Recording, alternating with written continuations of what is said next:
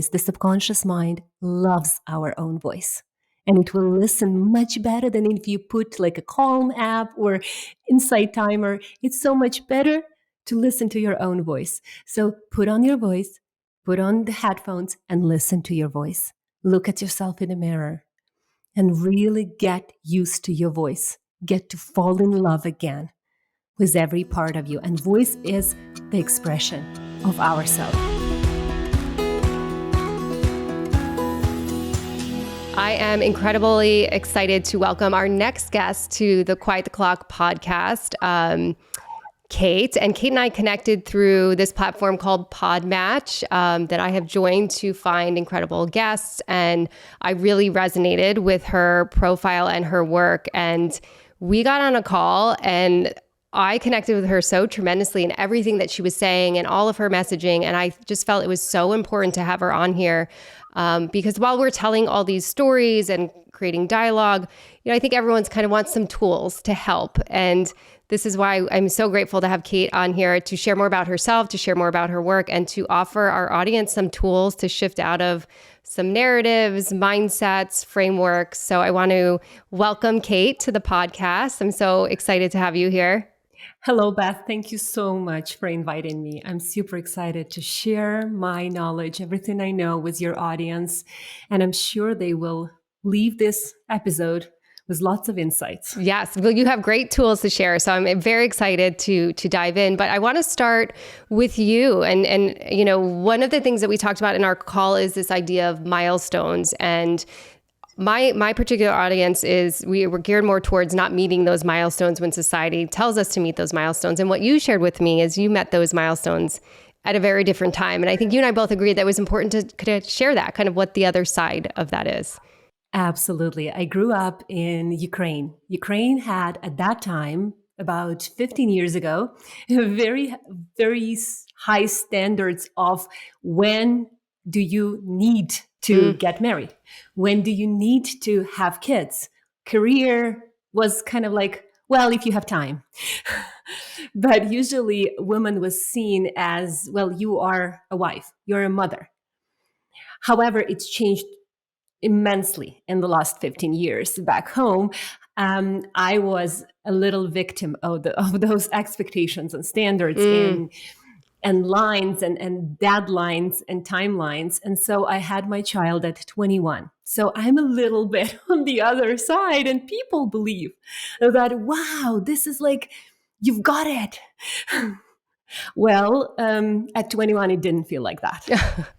Well, yeah. And it's the same idea of sort of the messaging of when you should do those things. And for you and where you grew up, it was earlier. And, I think for us here, it's, 30s is for sure the time you should be doing those things. So we're really influenced by that. And I love what you said. And we both agreed to highlight this idea that meeting those milestones, and I want you to speak to this, is like meeting those milestones does not necessarily equate to happiness or it's all figured out. Yes, absolutely. People believe that if I do that, if I, have a child by 30, have a good career by 35, I'm married for a good 10 years or 8 years by 40 or whatever it is, we believe that that's the happier life. That's when I actually, yes, I've succeeded. However, when you actually talk to people on a more closer level and ask them, well, tell me a little bit about that path. And they will share that the road was as bumpy as the road was without a child or without a partner. So for me, it was mostly psychological struggles with having a child when you are in your mind still not mature. Oh my gosh, absolutely. Still a child. Yeah. Yes, I looked at my friends who were going out, partying, building careers. And that was this sadness, this sinking sadness, this sinking guilt for I should be loving this baby and should be enjoying my motherhood. Well, I didn't. Oh. And people believe that, well, I would be. We never know what could be and would be. Right. So, yeah. And oh gosh, that brings up so much. One thing that we have talked a lot about is that comparison. And so what it sounds like you're saying right now is that you've have your experience at 21, you're in motherhood, and you're looking at everybody else out doing very different things. And that elicited a feeling in you that, maybe didn't feel so great. Absolutely. So comparison is our natural ability to choose the best for ourselves. Just like we would go to the grocery store and you would pick the best watermelon, the best meat, the best package of whatever you choose to buy. It's our natural ability because we want the best for ourselves. The same with comparing ourselves to others. The same. We look and we're like, well, I want to be better. I want to be better. I want to do better things. And so what we start to do is we shift our focus from our life to the life of others, whether it's an influencer on social media. Maybe it's our friends who've met some milestones of their own. And so we start to live someone else's life.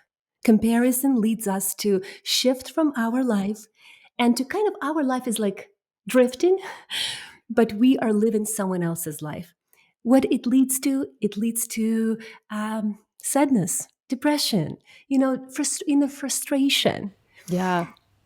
The comparison is when we believe that someone else's life is happier. Well, I was just going to say that. I'm so glad you bring up that point because I think a lot of times when we're in comparison, we're idealizing someone else's life especially if it's an influencer or you just have this surface level view into what somebody is sharing. I think that comes up, I think, when we're comparing is this idealization that not only are we putting things side by side, but we're making their life look better, or we're assuming that it's better. Yes. So usually people put out a success. People put out a success into the social media, into the community, into the gathering. If we have a group of friends, for example, they're bringing out success because that's our natural ability to sell our way through life. We are selling our way, whether it's us as our talents and personality, or it's our products that we are selling. So we need to bring up a beautiful picture around it so that we can connect to the feelings and we sell. Whether it's we are looking for a job, we sell our life, ourselves through life.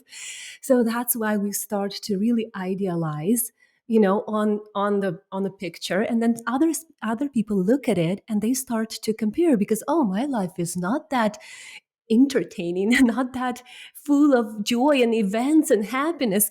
While if you look beneath and if you ask yourself one question, do you want to live that life? Well, I love that. And that's, sort of the intention. I want to and hear more about your work too, is offering tools of how do we get clear. And we're talking about milestones and societal messaging and expectations. I think that gets hard to get clear on what you yourself want based on your values, what fulfills you, what aligns for you. So maybe you could offer here, what are some techniques you use in your work that help people get clear on what do I want because I want it, not because someone else has it or because someone else is telling me I should have it at a certain time? Yeah, usually if I, for example, start to compare myself to others, usually the belief is brought up. And it's very important to go to that belief. So, for example, I look at other women who've reached some milestones in the career. And I didn't because I had 2 kids very early. So all my focus was on that, on these little 2 human beings. And so I start to compare myself. And then I ask, is that true that I would be happier? Is that true that I would be happier in that life that someone is living? Second question, who am I having that desire to live someone else's life or to be like someone else or to have a career like someone else's? Who am I? Usually frustrated, usually sad, and not present with the family and with myself, right? And usually just missing life. It's kind of cutting your life in pieces. And the third question is, what if I don't have that thought? What if I don't have that desire? Who am I without the desire to be someone else, to meet a milestone? And usually, and probably your clients and my clients will tell, I'm peaceful. I'm happy. I'm just doing what I want to do. And that's when we ask them, what do you want to do? Right. Once you kind of drown out all those noise. And I think it's Clear? that pausing and that's that time to ask those questions. And that's the tool, right? Even just sharing those questions. Now people can take those in and take the time to, I Exactly. think sometimes people don't know the questions to ask themselves. So that's so, so incredibly helpful. Exactly. And one more tool is to do this little kind of I call it a snowball. So usually we ask ourselves, like, what is my biggest fear to not meet the milestone? What is my biggest fear? We ask ourselves, well, then I will be judged, or I will not fit in into the circle of friends, maybe, or circle of acquaintances that I have, or I will not fit into the society. And what will happen then? If I don't fit, if I don't meet those, what will I think about myself? When then I failed. That okay, and if I failed, what does it mean for you? Well, that I'm not worthy of having what other people have. And what does that mean? And usually people go to the deepest one. I'm not good enough. I'm not worthy to be here. Like the very deep, deep core beliefs that we cannot even admit to ourselves sometimes. Well, it's those layers, like getting deeper and deeper. I think this is a good time to kind of back up because we're just jumping right into tools to share more about your work and how you work. Yes, because I was very impatient in my life. Well, had a kid right at 21. Definitely was not a very patient person. I wanted everything very, very fast, not knowing that everything has a price. Everything has a price. Mm. Every decision we make has a price. And I didn't know that. I wanted everything really fast. And so when I started to go into therapy, I also wanted results really fast. And I loved the tools that the therapist gave me, and I'm still using them. But when I started to work with the subconscious mind, I was like, wow, this is something that I love. It's a little tweak a little bit of this shift that you make, and then the person comes into the therapy session and they're like, I got it. I'm gonna do all of these tools and techniques that you are advising me as a therapist. So hypnotherapy is working on that level of resistant mind when they know everything logically, but Yes. they can't seem to start doing something, or to really get this insight that changes the belief. And the belief changes when we question it. Yeah, I love that you said that because I think that, and how you explained in a very snapshot way on our call was it's sort of this elevation of therapy. And I love that. I love what you just said because I feel like a lot of times, and I've referred clients to you because I think they need that. I think that will be very helpful to them. And often it is this stuckness between I understand it logically, but I'm not connecting with it emotionally. And sometimes we get stuck there because conscious mind can hear it. I get it. I know what you're saying, but I don't believe it. And it's how do we get to those, like you said, those deeper level core beliefs? Yeah, usually hypnotherapy is not a deep sleep. There are some methods that are done in a deep trance and deep relaxation, which is about close to the sleeping mode. But the RTT hypnotherapy is more light, relaxed state. Let's just say let's call it meditative. In that meditative state, when people close their eyes, they bypass the critical mind. So I don't know what therapist is thinking about me if I say that. I don't see what weather it is. They bypass that.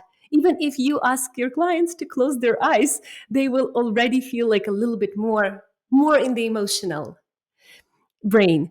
And when we go into this light relaxation, we go to these memories that became the root cause of that belief. I'm Mm. afraid of missing out. I'm afraid of making mistake. I'm afraid of being not on on time with things. I'm afraid of not meeting the milestone, or I'm afraid of staying alone for my whole life. A very deep fear of loneliness is a strong belief from our childhood, a very strong fear. We believe that if I'm lonely, then I'm not going to survive. Mm. While when we grow up, we sometimes want to be lonely by ourselves. And we can't. We're not able to create that little quiet space for ourselves. So, but the subconscious mind doesn't know time. And so, because that subconscious mind doesn't know time, it will replay the beliefs all the time until we question them, doubt them, and change them. And Yeah. so, in the hypnotherapy, we're finding that belief that the child made maybe at 3, 4, 5, 8, 12, approximately until we become more independent, until 16, 18. And then we find that decision, that strategy, and we question I love that. what is it doing for you now? How is it Maybe how, serving you? Right. How does it serve you now? Yeah. yeah, is it still worthy, like, to really hold on to that belief? What's interesting, and I think what's so amazing about your work and what you're offering today is, I think sometimes, unless people are doing the work, they don't know those deep rooted narratives, or even not so deeply rooted. Like I work with clients, and there's sessions where I'll literally stop them and say, "Did you hear what you just said?" They're like, "No, I didn't hear that." And so it's, how do you work with, like, building that awareness, like you're saying, asking those questions and staying attentive to what am I internalizing? What is the messaging? And I think what's problematic is people move through life with those narratives and not understanding how they are informing decisions, how they are informing feelings. And one feeling, emotion we talked about was this blame narrative. And especially in this demographic with women, like, not meeting these milestones when they wanted, a blame comes up a lot. So I would be curious, and maybe it's in the same way that you're saying, it's the questioning, like, how do you work with blame? How do you help clients shift out of blame? Yeah, usually blame, guilt, and shame are three artificial feelings that we have. So we were born with natural emotions, something like sadness, joy, fear. These are our natural feelings. Guilt, shame, and blame are socially imposed feelings. So when we start to kind of be brought up into the society, which can be just our parents, just our caregivers, it's also part of the society. Mm-hmm. And we start to feel these feelings based on the experiences we have. You didn't do it right, and so when, or you've messed up, you don't know how to do it right, it's all about you. All of these words we adopt. Child, think about the child being on the planet only 4 or 5 years. Do they have any other option than to believe what was told them? Yes, they believe whatever they said. So their parents or caregivers' voice becomes their own voice. That becomes their inner critic. Mm. The inner critic is the voice of someone who is criticizing or judging. And when we adopt that inner critic, that's when we start to blame ourselves, to feel shame for what we did, for the decisions that we made, because we believe that if I did something different, my life would be better. So we are meaning makers. We start to be like, prediction maker. We think that it would be better. However, in reality, no one knows what that lifeline would look like. There is an infinite amount of lifelines that we step into based on our decisions every day. So the lifeline that you're in, it's for the women who are now listening to us. The lifeline is the most beneficial for you right now, with all the tasks, with all that you are now resolving, unfolding, healing, uncovering, and experiencing. This is I love exactly that. I what think you want. it's a beautiful message. It's such a helpful message. I think it's a message that can be hard to stay attached to. And one of the things, many things from our conversation I loved was this idea, and I think this comes up a lot for women, is is acknowledging and accepting that like everything is right on time. Everything is unfolding as it is meant to be for you. One of the things I love the most that you said, because this came up for me certainly and has come up with my clients, is nothing is wasted. And that narrative I hear so much, particularly from clients and women clients dating, like, I don't want to waste any time, or I'm wasting time, or I can't waste time. But I loved, how do you stay in that? How do you stay holding those more helpful narratives? Because I think it shifts everything. Like, it allows you to be more grateful for where you are now, when you can honor and believe that everything is unfolding for you as it should, and everything is happening at right in time. And you and I talked about this, like, I see the value now of me being a mother at 40, now that it's happening. But when it wasn't happening at 37, at 38, at 39, when I didn't know if that was going to happen, it was a very sad, difficult place for me to be. But I wish I could have trusted that then. Yes. And that very, very well ties with the guilt and the blame, right? Because we feel like I wasted time, or we feel like I should have done better decisions.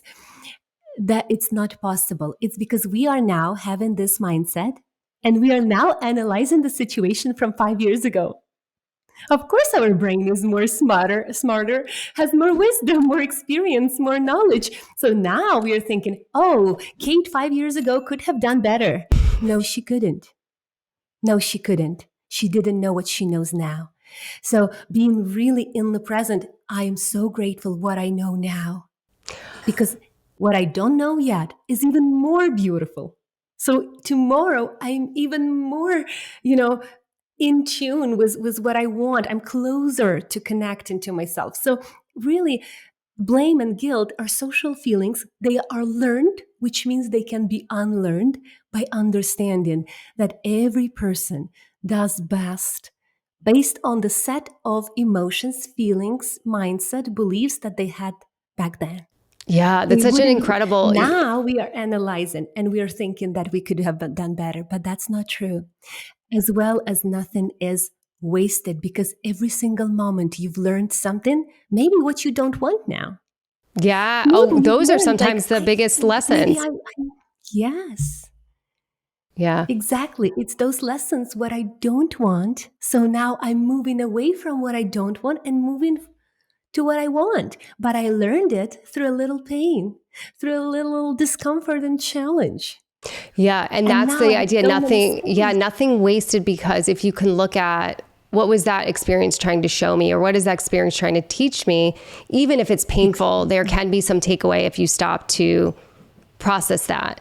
I love what you said too, because I have that experience a lot with my clients, where I call it like the Monday morning quarterback. You look back and you judge how you did something based on the knowledge you have now. I'm like, well, you, like, just as you said, like, you didn't know that then.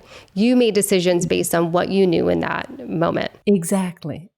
Also, there is one really, really great tool that I think the audience will love it.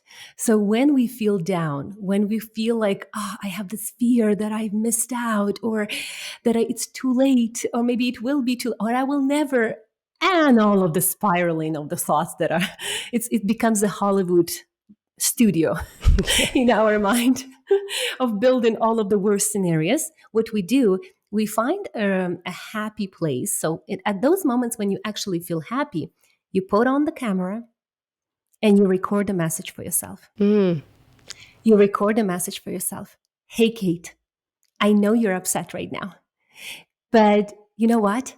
This is what happened. This is what happens. This is what I'm proud of you of. This is what you have learned. This is what you like. I love you. Trust me, this is going to change. You can even cry a little bit. That's great. Let it out. Take the time. Love yourself. Go take a shower, take a bath, So I leave myself a message from my happy self. Oh, I love that. And when you're very sad, when you feel down, when things don't really come together, what you do? You put on the camera, you put on your phone, you put a play, and you listen, and you're like, wow, I was in that state. I'm going to do that.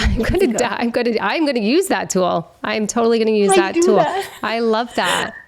In your work, have you worked with women in this demographic of egg freezing or having these doubtful narratives of, will I meet somebody? Will I be a mother? Do you see that come Mhm. up a lot? Those narratives come up a lot in your work? Absolutely. And I see clients when they are 65, when they are 72. And we turn it around so beautifully because what happens is they very often women, they don't know their nature, their archetype. What are they drawn to? They believe that they're drawn to what the society says. Some people blame themselves all their life for not having a child, while in reality, maybe they don't want to, but they feel like they're drawn to. They feel like I have to. Well, everyone is doing that. All my friends are already having 2, 3 kids. And I'm like, but maybe your nature is to be a mentor, to be a wise woman doing, like maybe teaching people, building something, creating something, and you feel in tune with that. Mm, Maybe connecting to your audience, connecting to your students, whatever the woman does, right? For her career is what brings you the biggest joy. Maybe yeah. that is, and then finding your true nature, what feels good. Yes, we all are born with this ability to recreate. Absolutely. But women need to listen to themselves as well. What is yours? Some people have an archetype of a mother. They will have 5 kids. They are totally don't really career doesn't really matter to them. Being in the social circles don't even matter to them. They're completely happy. And then for somebody, building something, being around people, being politicians, like whatever it is, it's their nature, it's their flow. But then they look at the friends or at the society and they start to blame themselves. No, maybe I should do this. It is doubts Mm, create the lack of certainty, and doubts create this kind of when you're in between, the anxiety. yeah. Doubts creates anxiety is indecision. So if women decided to freeze, for example, let it be. Is it your decision or is it driven by someone else's? That's an amazing, yes, distinction, right? Being able to answer that clearly. Is it aligned with you or are you being told? One of the words, like all my clients that I've worked with for so long know that I dislike and don't let them use is the word should. And you used it there, right? And so what's informing that should? Is it coming from you or is it coming from external messaging? And I think that's a problematic word because it can create doubt or confusion about what's truly aligned with you. Absolutely. And I've seen women who didn't have, for example, children and decided not to have them until 50. Then they realized that, well, it's a little bit, I don't know if I want it now, right? But they were able to find someone they take care of. Either they are fostering or either they're opening their heart. If your heart is open, it can love anyone. I love that. I love that.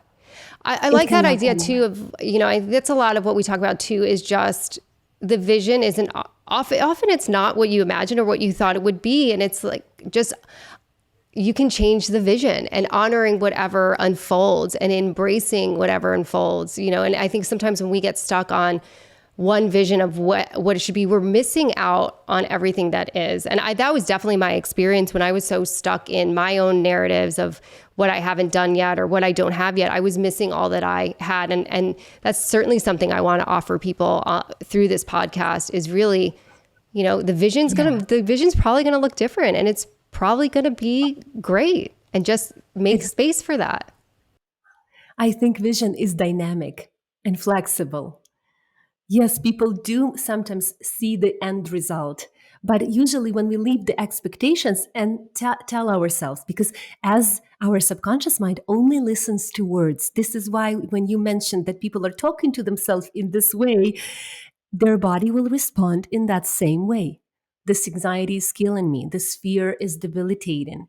I'm not going to survive this. This is too hard. This is too complicated. And the mind is like, oh, okay, okay, let's make it complicated. Yeah. Let's make it hard. And so when we talk to ourselves, we need to really become aware of that self-talk, and was the vision to release the expectations, saying, I'm curious how it's going to turn out.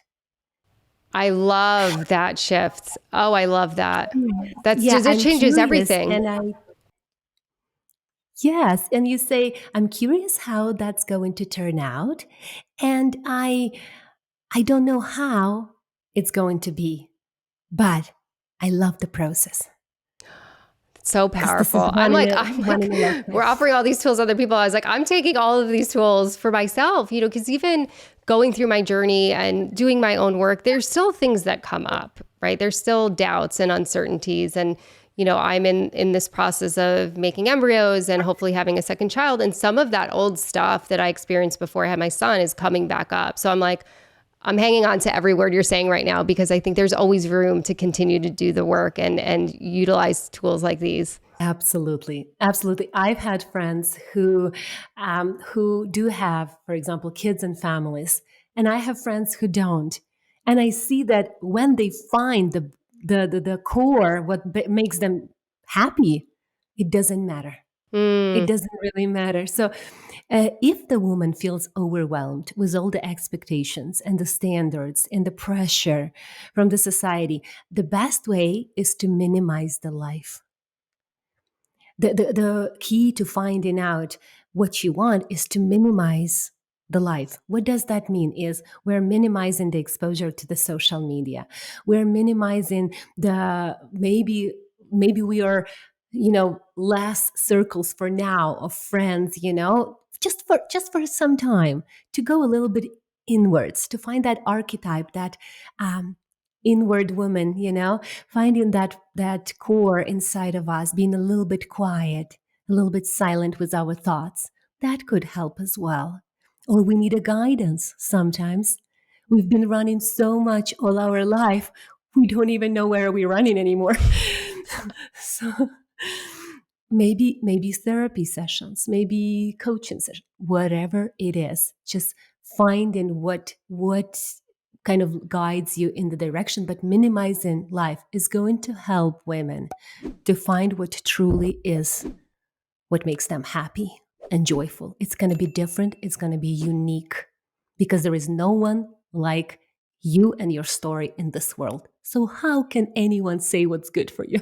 yeah. I love what you said too about what are we like, what the why, right? We're running so fast sometimes, and minimizing and kind of quieting the noise, giving us that space and that time to like understand what we're saying to ourselves, like make our voice, our authentic voice, the loudest. And I think sometimes the work is slowing down because life is busy. There's lots of distractions. There's lots of mindless scrolling. There's lots of ways to get distracted from what you really want. So I mean, you are offering such incredible tools today. I think all of it is so great, and slowing down. And I love the word curious. I love the idea of asking questions. That's certainly techniques I use in sessions with my clients, is get to the core. Like, why? Why are you saying this to yourself? Is this your voice? Is this someone else's voice? Get curious. Don't let things just happen, like experiences happen. I talk a lot about primary emotion and secondary emotion. A lot of my clients will sit in that secondary emotion, which is that blame, that guilt, that judgment. And we sit too much in that we're not even processing or understanding, like, what is this experience or this emotion trying to show you? So I love this idea of questioning and curiosity and slowing down to be able to do that. I love all those tools. Absolutely. And there will be women who actually are slowing down and they need to speed up a little bit. That's also happens sometimes. You might see these women who are like, well, nothing really happens in my life. I'm just sitting at home, all the time. I'm coming from work and that's all I do. I'm just watching the Netflix show or whatever it is. What they can do is, in their case, depression doesn't like movement. So moving a little bit, maybe moving, go into the workout, gym, yoga, moving a little bit that blood. For women who are very fast, run, run, run, for them it's slowing down. And for people who actually are in that very, very slow mode, speeding up a little bit, that's also a very good option. And I also like to use this little tool, and it's called a why day. When I ask clients to close their eyes, And I walk them through every activity they do in a day, asking, why are you doing that? And so you're waking up. Why are you waking up? And usually they say, well, I have to go to work. I was like, okay, let's shift it. I wake up because I'm happy of what is to come today. Today is the new day, so I can make new decisions. Again, yeah, I'm going to brush my teeth. Why are you brushing your teeth? Well, because, well, I need to, it's how to keep my teeth healthy. I was like, no, because it's beneficial for me. Because I love my body so much that I'm taking care of it. Let's shift them from I have to because it's the right thing to do, because it's appropriate, it's a good thing. Let's shift it to I'm choosing to do that because it's beneficial for me. And very often, women, 90% of activities, they say, I have to because this is life. Well, there is who else but not me? And so we can definitely define, okay, then there is a lot of things that you don't want to do in a day that you're forcing yourself. And a woman who's forcing, they're muscling things, there are in tension. There is a lot of tension in the body. So let's either, if you, for example, have to do something for now, say, I'm choosing to do this right now. Yeah, those little shifts, those little shifts make such huge differences. And that was a piece of advice offered to me many years ago by a previous therapist of mine.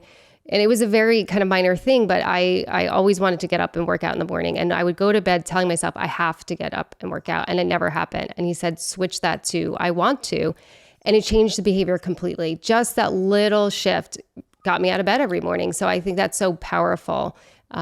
One thing I do with my clients too is just the mindfulness of, and I love that exercise is the why, because sometimes we just move through the day saying things to ourselves without stopping to understand what we're saying. And then we don't understand how it's influencing. And it's all connected, like thoughts, emotions, behaviors, like what we say to ourselves. It's going to be how we feel about ourselves, going to be how we show up and do things. So I love the mindfulness piece of that. I love all these tools.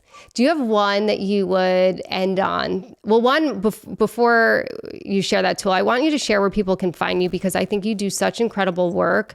And I think it could be so immensely helpful to, especially women that are holding all these narratives, and these narratives are influencing how they feel, making them feel guilty, blaming themselves. So please share where everyone can find you. And we'll obviously link it in the show notes too, but I'd love for you to share that here, because I think so many women can continue to benefit from your work. Thank you, Beth. Yeah, so I am very active on social media. People can find me on my website, katesemeniuk.com.